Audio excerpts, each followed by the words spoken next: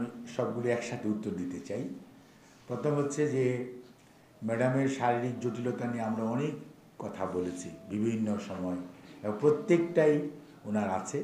এবং সর্বোপরি লিভারের যে জটিলতাটা, অর্থাৎ লিভার সিরোসিস পরবর্তীতে এটা আপনার কম্পেনসেটরি লিভার ডিজিজ বলে, গ্রেড 2, সেটার জন্য টিপস করা হয়েছে।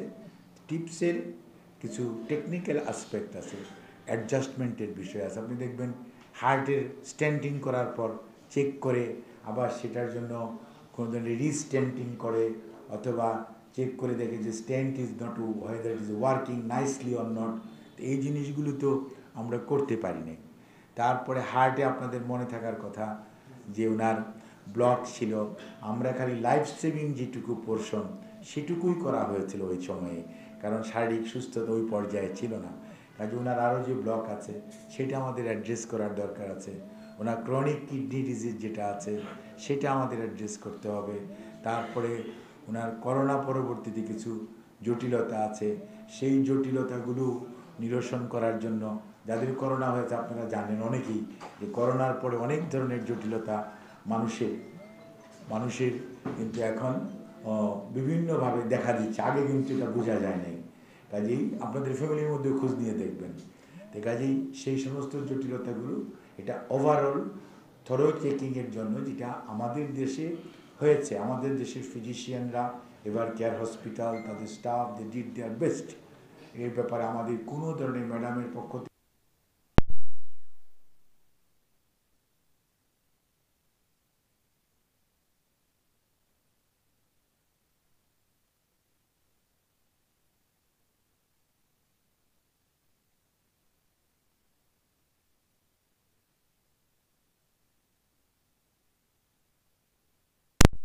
সিদ্ধান্ত দিবে লিভার ট্রান্সপ্লান্ট ইউনিটে যাওয়ার পর, ওখানে এই সুবিধাটা আছে।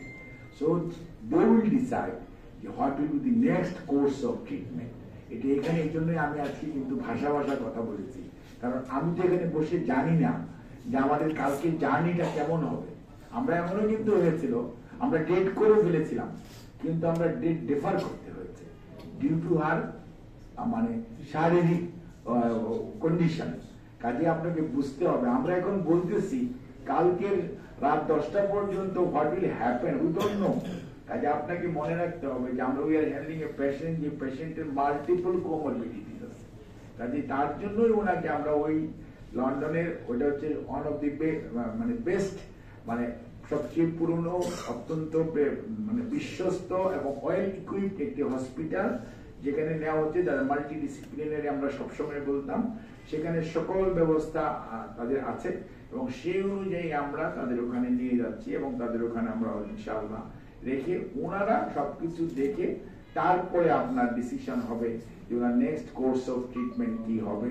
আর আমেরিকা যাওয়ার কথাটি যেটি বলেছে, আমরা ডেফিনেটলি যদি আমরা ওখানে ওরা সুপারিশ করে ইয়েস সিরিজ বা এটা ওখানে বা জন হপকিন্স তাদের এখানে নাই, বাইরে নিয়ে যেতে হবে, তখন হয়তো দেওয়ার একটা প্রশ্ন আছে। আর সুস্থ থাকলেই ফেরার সময় বা কোনো এক সময় আল্লাহ যদি, মানে এটা তো মানুষ চাইলেই কিন্তু উমরা করা যায় না, আল্লাহ চাইতে হয়।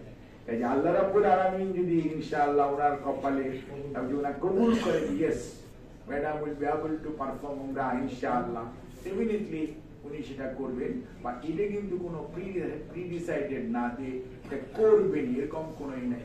আর হজ এবং উমরা নিয়ে কিন্তু সবসময় আপনাদের চিন্তা রাখতে হবে, আল্লাহ চাইতে হয়।